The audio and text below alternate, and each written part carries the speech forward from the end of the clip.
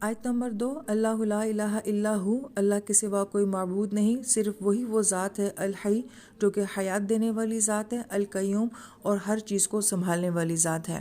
سورہ بقرہ میں ہم نے دیکھا تھا کہ زندگی اور موت کی بہت بات کی جاتی ہے کہ کیسے پوری پوری بستیاں ہلاک ہوتی ہیں، اللہ تعالیٰ ان کو پھر زندہ کر دیتے ہیں۔ ابراہیم علیہ السلام کا بھی یہی سوال ہوتا ہے کہ زندگی اور موت کی حقیقت کیا ہے۔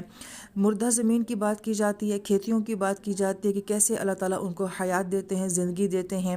اور سورہ ال عمران کا آغاز بھی جو ہے وہ اسی موضوع کے ساتھ، یعنی کہ حی القیوم کی صفات کے ساتھ ہو رہا ہے، کیونکہ اس صورت مبارکہ میں عیسیٰ علیہ السلام کا ذکر ہے، اور عیسیٰ علیہ السلام کے معجزات میں جو سب سے بڑا اور حیران کن معجزہ تھا وہ یہی تھا کہ آپ کیسے ایک مردے کو اللہ تعالیٰ کی اجازت سے زندہ کر دیا کرتے تھے۔ پھر سورہ بقرہ میں آیت الکرسی میں الحی القیوم کو بیان کیا گیا تھا، اور انہی دو صفات کے ساتھ اس صورت مبارکہ کا آغاز کیا جا رہا ہے۔ تو الفاظ کے اندر ایک معنوی ربط ہے جو دونوں صورتوں میں نظر آتا ہے۔